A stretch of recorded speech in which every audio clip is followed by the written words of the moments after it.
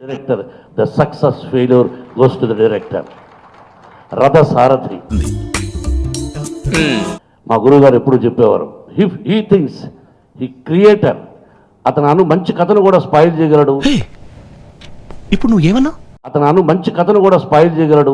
మంచి కథను కూడా స్పాయిల్ చేయగలడు. నమ్మేనరా నిన్ను.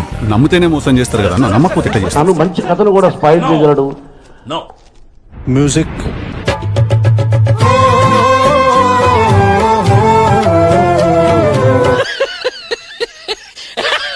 మామూలు కథను కూడా గొప్ప విజయాన్ని సాధించగలడు. నన్ను తిట్టాడా పొగిడాడా?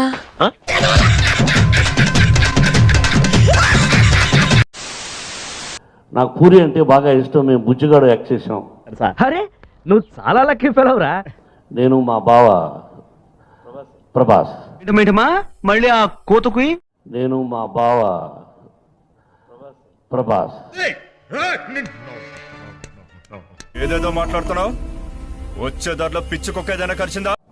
ఇద్దరు బావా అనుకుంటుంటాం. బ్రహ్మదేవుడి కన్నా ముందే పుట్టుంటావు, నీకు నేను బాబాయ్ అంటరా. It's a wonderful director. సెట్టుకు వస్తే షాట్ ఎలా పెట్టాలి అంతే తప్ప వేరే ఆలోచనలు ఉండవు. ఒక రోజులో నేను షాక్ అయ్యాను. అయన్నొద్దు, పాయింట్కి రా.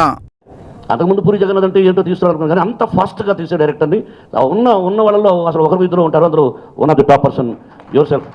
బాబోయ్, మీరు నన్ను మరీ పొగిడేస్తున్నారు. మన తల్లిని ఎలా గౌరవిస్తాము, మన కళను అలా గౌరవించాలి. అలా గౌరవించే వాళ్ళంటే నాకు బాగా ఇష్టం. పట్టు నువ్వు ఎంత కాకబట్టినా ఇక్కడ పడేవాళ్ళు. దట్ క్రెడిట్ గోస్ టు మా అన్నయ్య కుమారుడు బాలయ్యకి. ఇది పొగడ్త కాదు.